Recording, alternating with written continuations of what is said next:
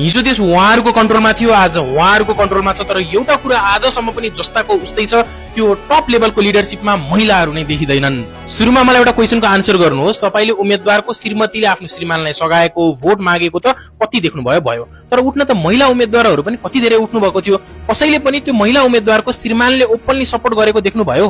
किन विश्वकै टप लिडर्सहरू केटा मान्छे मात्र देखिन्छ? इभन युएसए मा त आजसम्म महिला राष्ट्रपति नै छैन। पहिलो कारण भनेको त हरेक देशको छोरी मान्छेले आफ्नो प्यारेन्ट्सबाट सुन्ने शब्द हो, रात पर्नु अघि घर आएस। अब चुनावको लागि त तपाई रात दिन प्रचार प्रसारको लागि खटिनु पर्छ। अब महिनौं दिनसम्म के त्यो प्यारेन्ट्सले आफ्नो छोरीलाई सपोर्ट गर्ला त? अर्को भनेको छोरी मान्छेलाई मैले राजनीति पो गर्न नसक्ने हो कि भन्ने डर भन्दा बढी चरित्र हत्या धम्कीको डर बढी हुन्छ।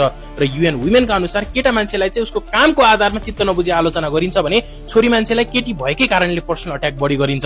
र तपाईले आजसम्म जति पनि फोर शब्दहरू सुन्नु भएको छ, 80% भन्दा बढी ती शब्दहरू छोरी मान्छेलाई नै टार्गेटेड शब्दहरु हुन्छन्।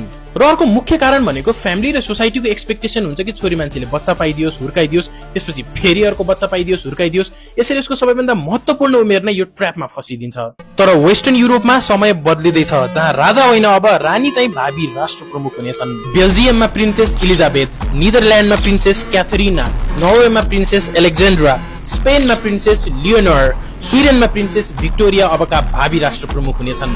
इभन नर्थ कोरियामा समेत अबको भावी सुप्रिम लिडर भनेको किम जुङ ए हुनेछिन्। नेपालमा पनि समय बदलिँदैछ, राजनीतिमा नयाँ नयाँ अनुहारहरू देखिँदैछन्। कुनै बेला बाबाले मात्र समाचार हेरिदिने, मम्मीहरूले सिरियल मात्र हेरिदिने, बाबाको देखेर भाइले त राजनीतिमा इन्ट्रेस्ट दिँदै जाने, तर बहिनीले भने स्प्लिट्स भिलामा मात्र रुचाउने, यस्तो परम्पराको पनि अन्त्य हुँदै गएको देखिन्छ।